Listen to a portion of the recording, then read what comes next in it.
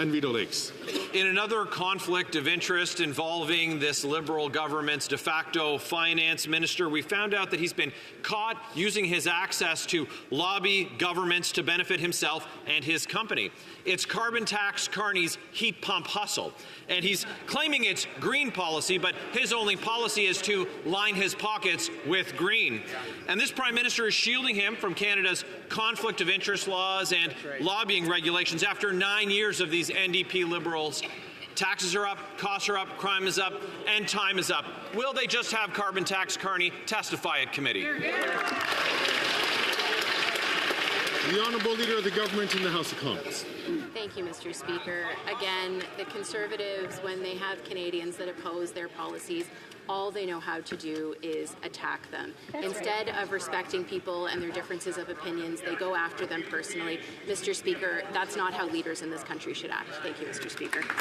The Honourable Member from Leeds, Grenville, Thousand Islands and Rideau Lakes. Well, I can assure the member opposite that Canadians take it personally, that every time that they're given the opportunity, they don't help out Canadians, but instead help out well-connected Liberal insiders like Mark Carney with his heat pump hustle, carbon tax Carney, conflict of interest Carney. It's stacking up in such a way that we can't even keep track of all the scandals involving the de facto finance minister when the Prime Minister lost confidence in the finance minister. So now Canadians want answers about the access that carbon tax Carney has been given and all the Canadian tax dollars that he's lining his pockets with. Will they just instruct the de facto finance minister to testify at committee?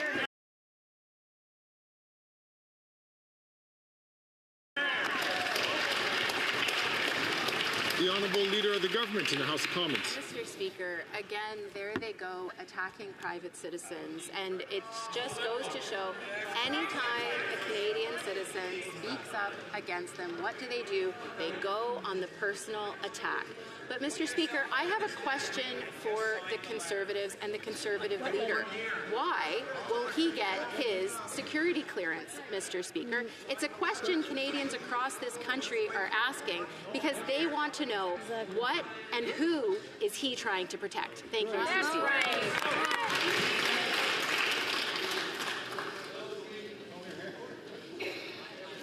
The Honourable Member from Bay of Quinte.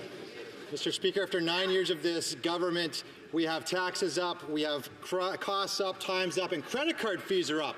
And this government announced that they lowered credit fees, but this announcement flopped like a soggy pancake. Stripe, where Liberal leadership candidate Mark Carney sits on the board, said savings won't be passed on to consumers because of other rising costs. Wow, even Liberal insiders tied to oligopolies know that this government's announcements fall flat. When will these governments learn it's not Carney Canadians need, it's competition, and a Prime Minister who will flip real results for Canadians and their families?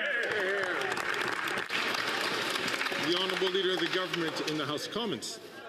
Mr. Speaker, the question on Canadians' minds this week is why will the Leader of the Opposition not get his security clearance? Mr. Speaker, every Canadian is wondering, what is it that he is trying to hide, or what is it that he is trying to protect?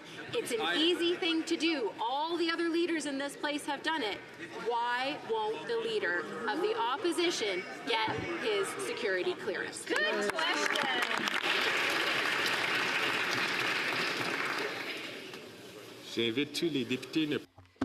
I would invite all members not to speak unless they receive the floor from the Speaker.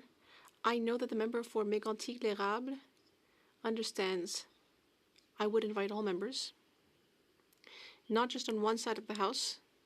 I would invite all members not to speak up while another member is asking a question or answering a question. From Brampton South. Mr. Speaker, the events of the past year and